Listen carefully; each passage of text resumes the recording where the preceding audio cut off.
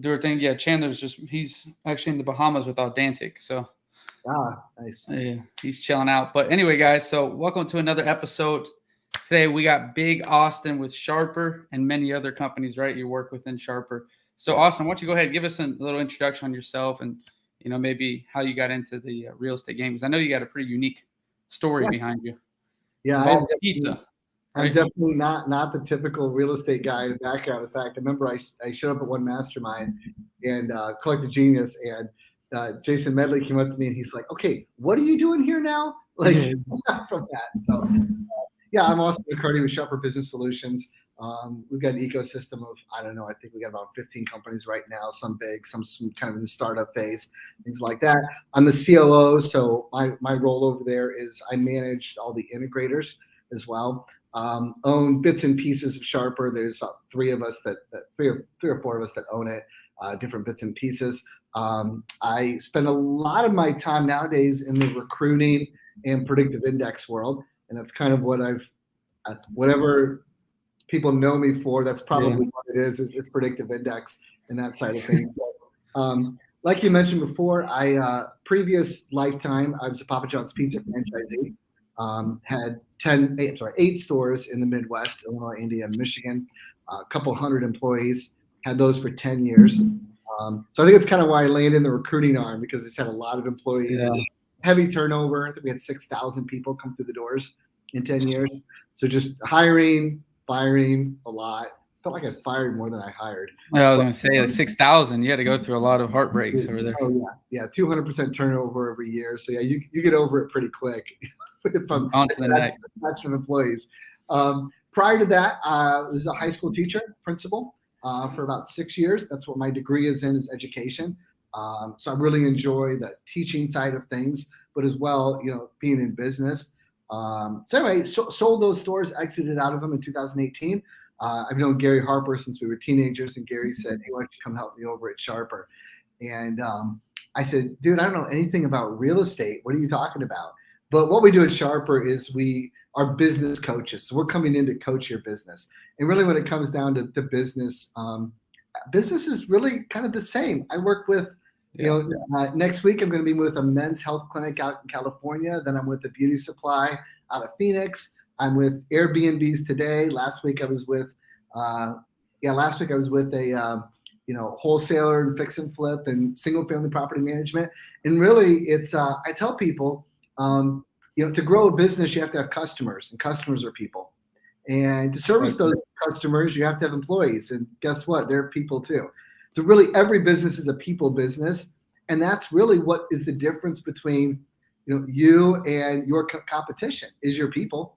When I go to different markets and we talk about wholesaling, I say, well, we talk about what's the differentiator between you and your competitor. You both do the same thing in the same market. And the difference is your people and who are you hiring? How are you developing them? Things like that. So that's kind of my story and what I really enjoy focusing on. Yeah, I think that's interesting. Like you said, I mean, when business is business, it comes down to people. And like you mentioned, you obviously have some experience hiring, firing, getting to know people, figuring out some tips there on how to manage people, I'm sure as well. Let me ask you this, because I know a lot of people listening in past episodes, they've always been asking me, like, what is the best ways? One, let me ask you this first. What's the best way? Two-part question. Best ways to find good integrators? And I know that's a loaded question. That's like everyone's like, that's a given, right? Every question. But I think even more important, second part of that is like, what's some good examples or some good ways to manage these integrators, right? Because you can find a good one, but if you don't manage it, and that goes with any employee, but especially, these COOs, you're not going to be able to keep them for long, right? So, I know it's a loaded question, but. No, that's okay. So first thing I'll say is this. I believe that there are two parts to leading / managing people. Mm-hmm. And those two parts are leading and managing. And those are two very different things. Of the last year, I kind of, I'm sure it's not original to me, but I had this thought that I lead people and I manage process. Like I really start, in my mindset is no longer that I manage people. Mm-hmm. I lead them, and leading, just to like put it simply, and I know there's all kinds of definitions and there's leadership coaches out there that are much better at this. I don't focus on that. But leading people to me is just know where we're going. Like, what's the end goal here? What are we trying to accomplish, right? Like that's leading is where are we going? And then, managing is we're managing a process. Yeah, I got you on there. I got you solo layout now, making you special. So managing a process. Yeah, we're managing the process. We're not really managing people, we're managing the process, and then we're holding people accountable to that process. So we have the leading, we have the managing, and we have the holding accountable. So kind of three pieces there. So so right off the bat, you have to understand that visionaries lead people, integrators lead people as well, but they also manage that process. So that's kind of to understand the difference between it. Also, visionaries, CEOs, you want to call it, whatever term you want to use, are really responsible for, I would say, growth, right? The top number in the P&L. Are we growing as a company? Integrators focus on, are we efficient? Are we making money? Is that bottom number of the P&L? So if you're a visionary looking for an integrator, first understand what the difference between the two is. You're focusing on growth as a visionary. Yep. Integrators are focusing on efficiency.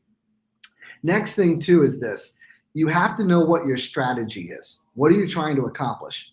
And what I mean by that is some companies are in a hyper growth mode, and that's what they're trying to do, right? New startups. Usually we'll see in the first 3 years, companies can double, right? You get year one your belt, and usually year number 2, a fast growing company can double. Year number 3, they'll double again, right? Then you'll start to kind of see it slow down into that 40% growth. Now, don't get me wrong. I understand there's anomalies, there's exceptions to every rule, but that's typically you'll see like a 40% growth, which is still really, really strong. It's very healthy. And you'll kind of see that 40% growth. I mean, because right, the bigger you get, the harder it is to have those kind of numbers of growth. And we'll see that from maybe year 3 to year 5-ish.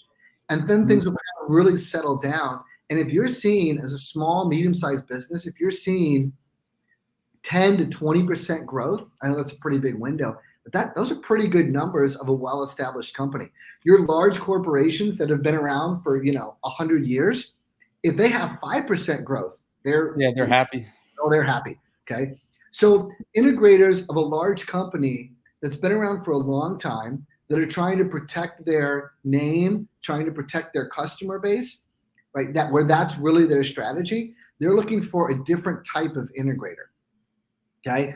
Now, companies that are looking for a fast growing company, they're looking for a different type of integrator. They're looking for somebody who's more of a faster paced, willing to take a lot of risks. Okay. Whereas integrators of large companies aren't taking risks, right? They're not going to risk. Disney is not going to risk their entire empire on a chance of something, right? Yeah, exactly. Kind of be a little careful. Sorry, I'm a big Disney fan. So companies like that, they're not willing to take those risks. Smaller companies, you got to take those risks. You got to see that growth going. So first off, is establish what is your strategy. I feel like a lot of owners, visionaries, go into the integrator hunt not knowing what their strategy is. So kind of think through that one there. Second, there are all kind of going back to PI and behavioral assessments. There's all kinds of different behavioral assessments. And I could give you, a general sense of the guys, we're in 12 masterminds, and I've ran behavioral assessments on almost everybody in there and looked at combinations of visionaries and integrators and ones that worked out and ones that didn't and what was the common thread. And I could give you here's the box, right? But number one, I tell people is this: it has to be somebody that you trust. If you don't trust them, it doesn't matter at all. I'll take Gary Harper, who's my partner. Gary's the visionary of our companies. I'm the integrator. He's the CEO. I'm the COO of our companies. Gary and I are exact opposite. What motivates Gary demotivates me. And vice versa. But Gary and I have known each other a very long time. And at the end of the day, when we have that conflict, where he comes up with an idea and I'm like, hopefully Gary doesn't watch this. And I'm like, dude, that's like the dumbest idea I've ever heard in my life. Exactly. Gary never has any dumb ideas. But, he gives me this idea and I'm just not buying into it. Dude, I don't think this is a great idea. I realize that Gary has my best interest and our company's best interest at heart. And that's what he's trying to accomplish. He's not trying to pull something over on me. He's not trying to get something happen. He firmly believes that's best for the company. And I have to look at him and say, you know what? I don't buy into that. I don't believe it. I don't believe it, but I'm not sold on the idea. Yeah. Trust you, and vice versa. He has to look at me and say, at times when I look at him and say, Gary, I just don't think this is a good idea. He has to look at me and say, okay, Austin, I trust you that, and usually with me, it's not, I don't tell Gary no, I tell him not right now. There you go. Can we wait? Can we wait on this? I don't think this is the right move for it. And sometimes he says to me, no, Austin, we got to move now. I have a feeling this is what we need to go. And there's times that he says, yeah, we can wait on this, but then he's checking back with me constantly, like we're ready to go. Nonstop. But there's an amount of trust there that allows that so the thing about visionaries and integrators is we're looking at how they communicate, how they take action, and how they make decisions.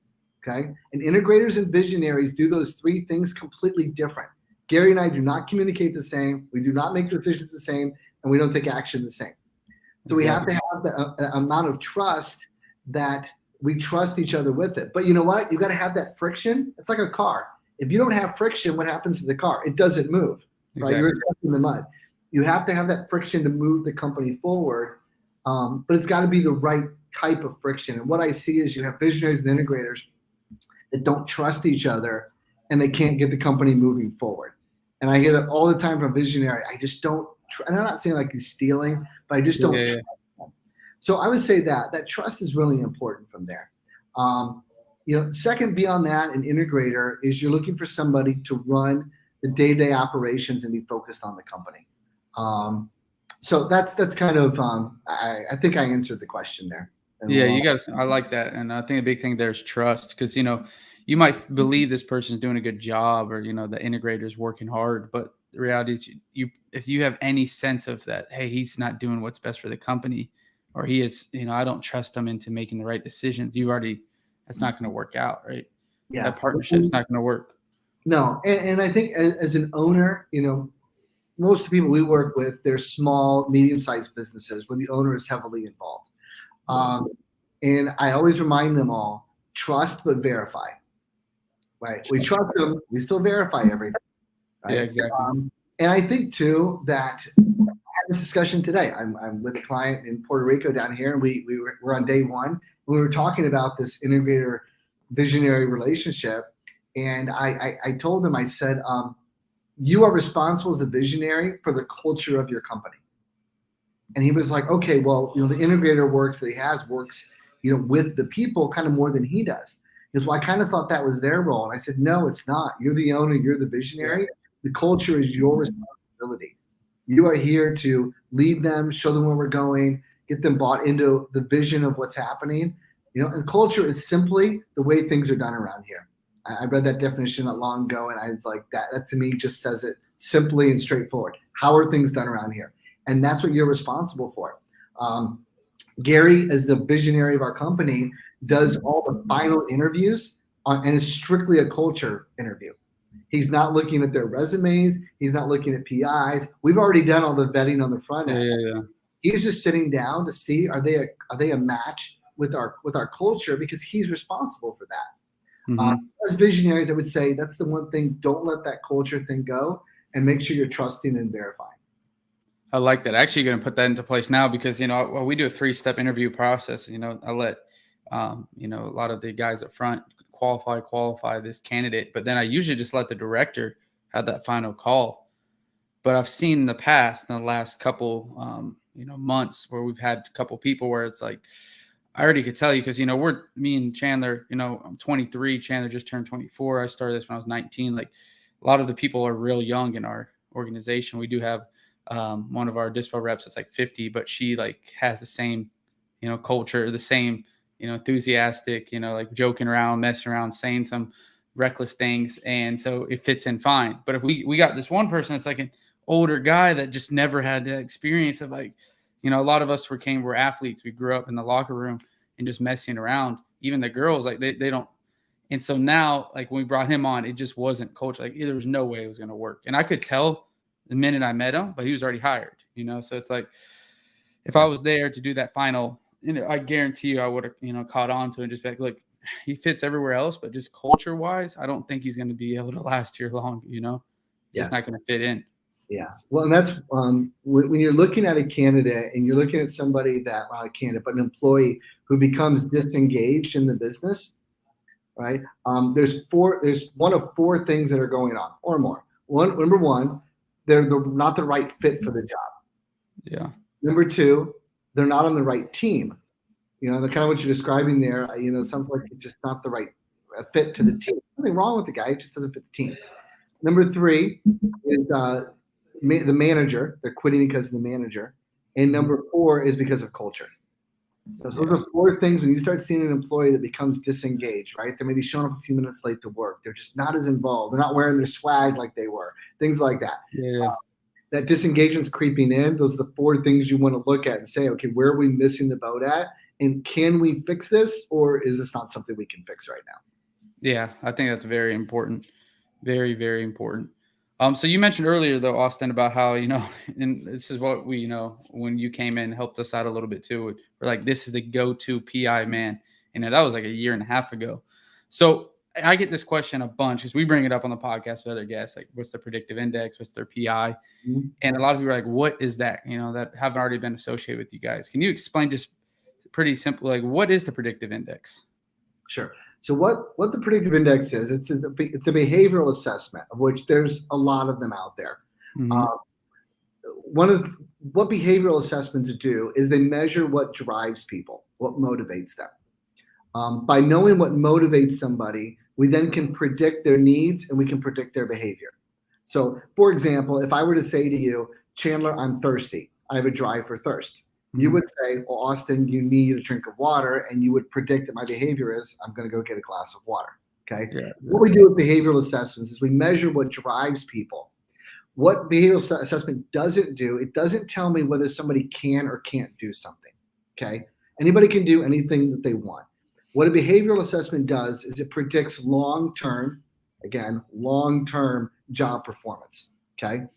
Is what it does by saying, if you're motivated by something, right, you enjoy doing it, research says that you're going to be 34% better at it than something you don't like doing. So we're getting 34% better performance when we put somebody in a job that they actually like the work that they're doing. Take out the fact that it's a great company, we're managing them right, all that kind of stuff. But the fact is when they enjoy the work that they're doing. I always joke around with my daughter that her math grade would be 34% better if she liked math. Yeah, exactly. Yeah. And so that's what a behavioral assessment does. We're predicting long-term job performance by lining it up and saying, do you like doing what the job asks you to do? So give you like a quick example. If you don't like interacting with people, you're not motivated by social interaction, sales is probably not the right job for you. Exactly. Because it's interacting with people. So like with me, I have a very low motivation for social interaction. So now you're on a podcast, baby. Okay. So yeah, I'm on podcasts. Get uncomfortable. Yeah, I'm on podcasts. So part of that is some self-awareness. Okay. And self-awareness is I know that I'm not real social. And so I'm not naturally going to get on a podcast. So literally my marketing director is like, I need you on podcast. So I'm like, okay, right then, I jumped on social media, and I obviously, I know you guys, but, I'm like, all right, I got to do some podcasts. But I knew that about myself. So I had to purposely make some effort to do it. Okay. Yeah. So that's what behavioral assessments do. Predictive index is 95% accurate at measuring what it measures. And it's had 350 job validity studies done that prove that it measures what it's supposed to measure. And so that's what behavioral assessments do. To kind of give you some numbers here, a resume is only a 12% predictor of long-term job performance. Just because somebody did the job before does not mean they're actually good at it. Exactly, yeah. Okay. And I haven't had anybody that's disagreed with me on that, but yet all of us still go look at a resume and try to predict it. Really bad prediction. I don't think we don't even look really at resumes, I think, as much. Only thing we look at it for is just like any prior success, like in sports or something like that. But that's not even the main. Yeah, and we still look at it. People have knowledge, skills, experience. I still want to see what's going on. It gives you job history, maybe tells me if they're going to jump jobs around a lot, things like that. There's things you can learn from the resume. It's not without merit. A behavioral assessment is a 26% predictor of job performance. And then a cognitive assessment, which is how fast somebody solves a complex problem, is a 42% predictor.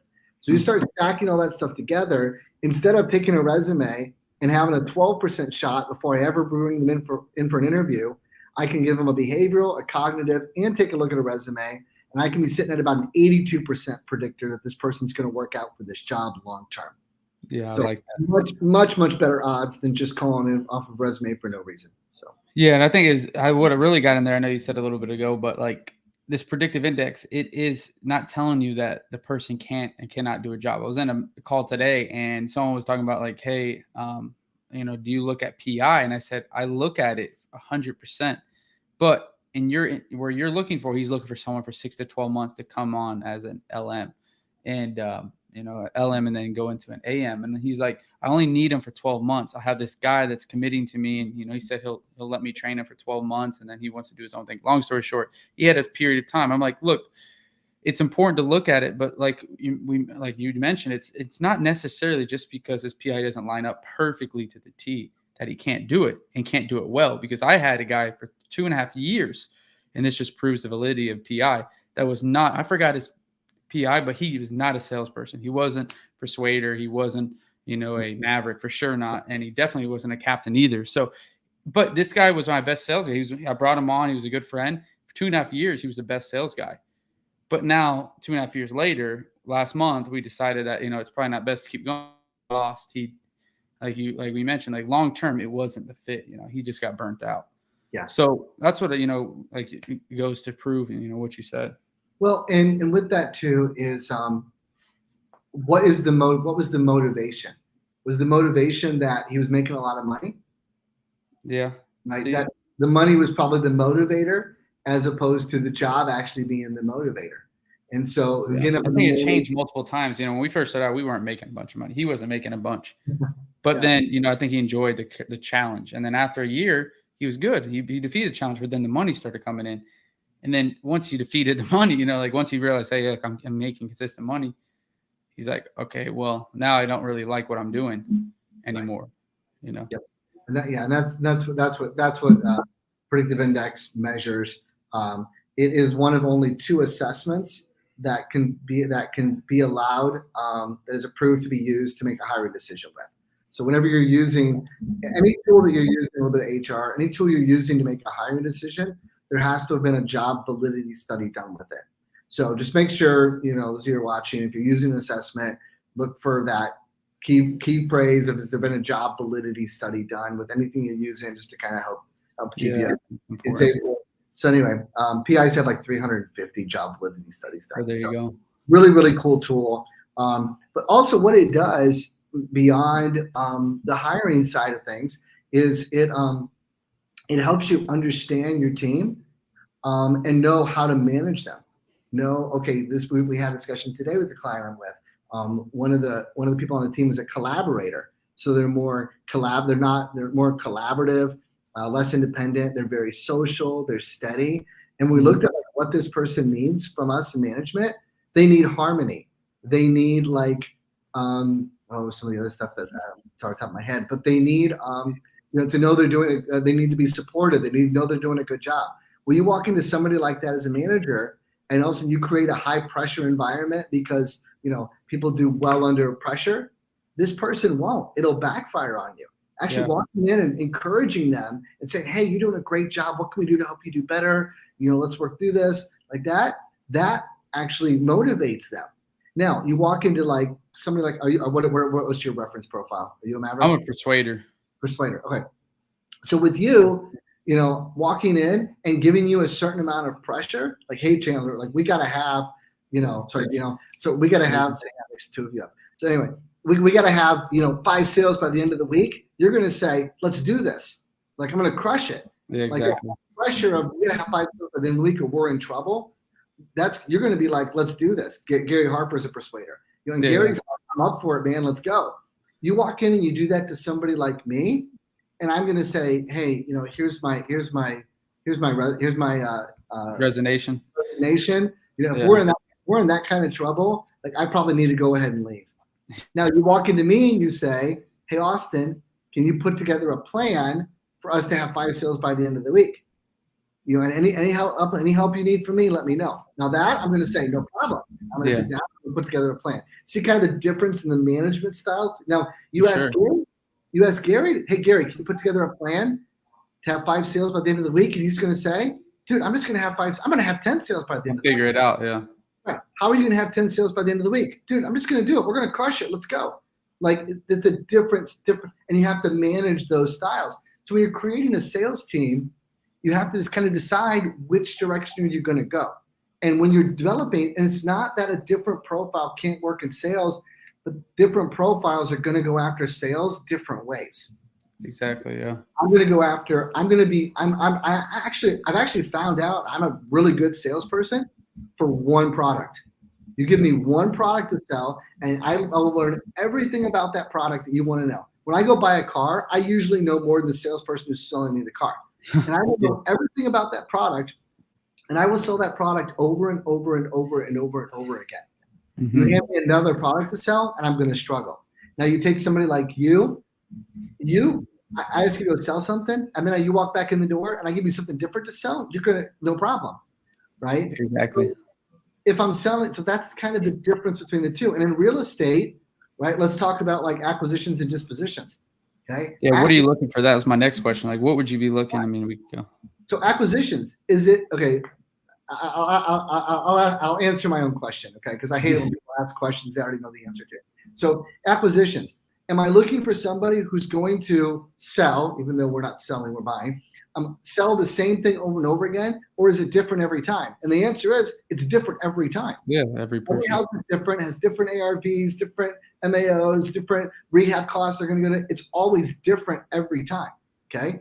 Now in dispositions, is it the same thing over and over again, or is it something different? And the answer is it's generally the same thing. You're giving me the amount, and I'm usually selling to repeat buyers, right? It's farming. Yeah.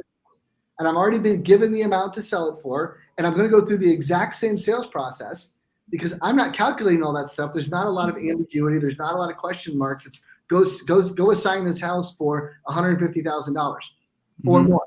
Cool, I'll take it, and I'll go assign it. Call all the guys I already know, that kind of stuff, and go through the same sales process. So see kind of the difference between those two. Exactly. Is what we're looking for. So in a acquisitions rep, we're definitely looking for a hunter. And what do hunter sales do? Well, hunter salespeople sell to new customers. Is who they're selling to. Okay, so we're looking for somebody who's pretty dominant. They're independent. They like control their own activities. They enjoy a challenge, right? But they like control. They like to be innovative. They like to do things in new, different ways. They're social. They're fast paced because they're in all different, right? They're moving around all day long on appointments, right? And they're casual with the rules. No doesn't mean no to them, okay? And that's what we're looking for in acquisitions. In dispositions, we are looking for somebody competitive, but they don't have to be as competitive as acquisitions. They really got to be more social than they are competitive. It's kind of what we're looking for. Gotcha. We are looking for them to be faster paced as well. There's a lot going on, but we're looking for them to follow a little more detail. There's a little more information, right? They got to put the whole packet together.